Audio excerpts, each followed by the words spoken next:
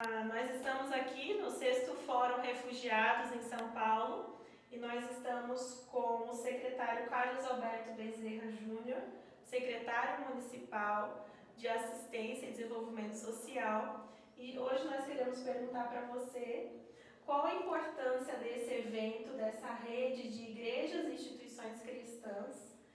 Gostaria de poder ouvir um pouquinho de você. Importantíssimo. O que a gente viu aqui hoje é muito enriquecedor, sob vários aspectos.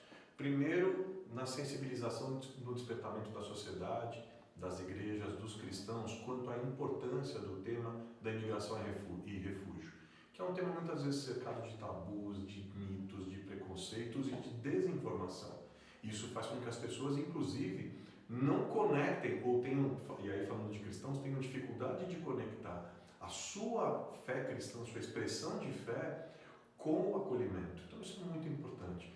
Outro aspecto importante foi a presença do poder público nesse diálogo importantíssimo, que qualifica, que capacita, que mostra caminhos, que esclarece a legislação, enfim, que aponta possibilidades de parcerias. E mais do que tudo, a presença dessa rede também é importantíssima, como ter essa rede cristã de imigração e refúgio é também importantíssima como testemunho para a sociedade, sobre a presença cristã, que é uma presença que é acolhedora, que é amorosa, que é pacificadora, enfim, que faz bem à sociedade, até porque nós somos seguidores do Príncipe da Paz. Nós somos aqueles que apontam caminhos de esperança, de acolhimento e especialmente com um olhar especialmente voltado para aqueles que estão em situação de grande vulnerabilidade. E a gente não faz isso porque a gente é o bonzinho da sociedade. A gente faz isso porque é mandamento bíblico. A gente faz isso porque a Bíblia é um livro que tem mais de 2.000 versículos. Imagina, 2.000 versículos falando sobre o pobre, o órfão, a viúva e o refugiado. Essa sempre foi e essa é uma preocupação de Deus. E a gente estava dizendo que a gente não faz porque a gente é o bonzinho da sociedade. A gente faz porque é mandamento bíblico. Porque se a gente é cristão, automaticamente a gente se envolve com isso. E a gente faz porque é uma questão de justiça, de garantia de direito, de perceber aquele que vem de fora como um igual, como um irmão. E aí vocês estão de parabéns na realização dessa iniciativa, que é muito boa, faz muito bem ao país, aos brasileiros, àqueles que chegam. Muito obrigada.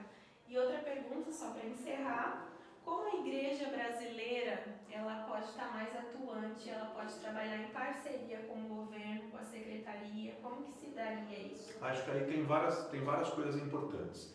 Primeiro, quebrar esse preconceito de diálogo com o poder público.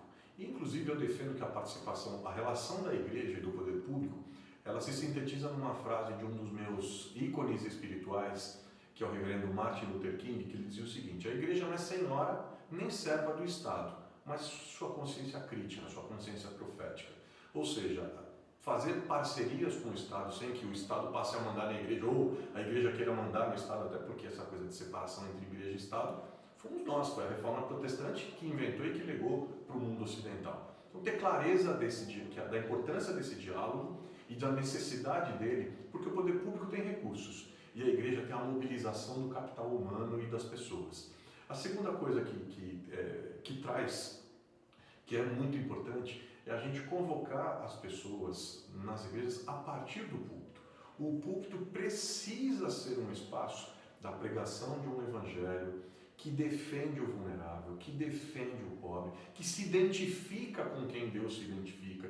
Deus é o Deus que se identifica com o órfão, Deus é o Deus que se identifica com a mulher, o nosso Deus é o Deus que se identifica com o sem-teto, com o sem-casa, com o imigrante, com o refugiado. Tanto se identifica que o seu filho nasceu filho de um casal de sem-teto e viveu como refugiado no Egito.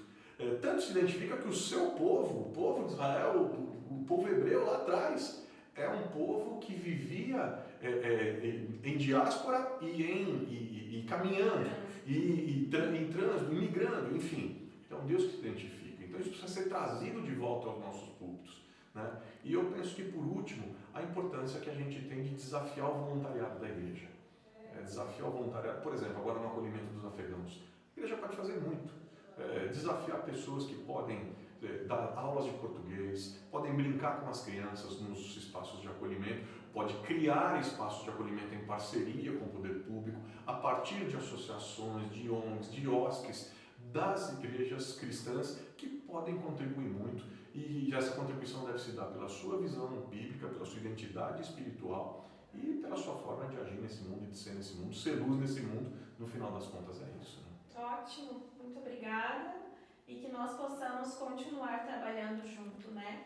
Igreja, secretaria, governo, comitês, fórum, para que eles possam se sentir como nascido entre nós, né? Muito obrigada. Tamo junto.